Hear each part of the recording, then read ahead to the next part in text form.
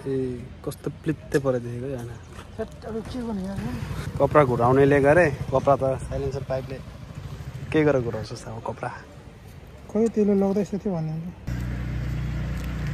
फर्काउनुको गरे प्लास्टिक डढेर छेर पारेछ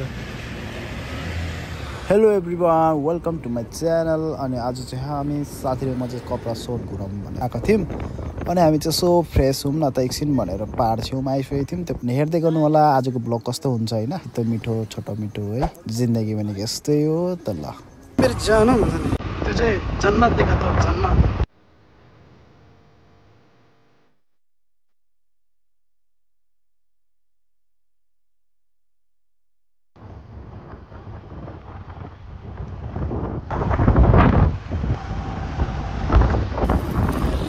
ओइ केटा र केटी आउँछ यहाँ त टन्नै खोलेछ किन मैला देख्दो रहेछ भनेको त अगाडि पोल्युसन उठाउँदै जाँदो रहेछ नि त नि त्यो एउटा ट्रकले चाहिँ पुरा धुलो उडाउँदै गइरहेको त्यो भएर मैले मैला देखिरहेको छ यहाँ के गर्ने पस्ने विशाल मार्केट साथीले चाहिँ अब जुत्ता हेर्छ अरे बस गरे गोल्टी लाने गाडी आउँछ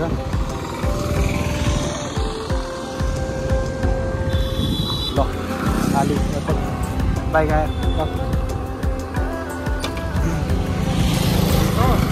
खाली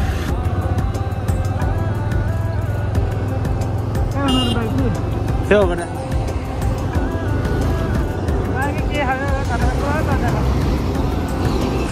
ल यहाँ चाहिँ साथीले जुत्ता हेर्ने होइन जुत्ता हेर्छ है किनेर विशाल मार्केट भित्र एन्ट्री हाल्नु है अन्डर 5 के तपाईँहरू पनि आउनु होला कस्तो दामी दामी छ है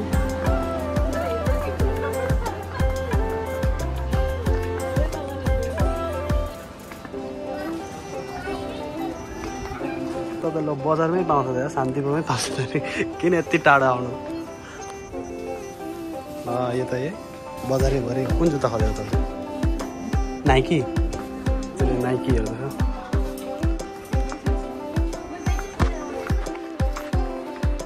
रेटहरू यहाँ चाहिँ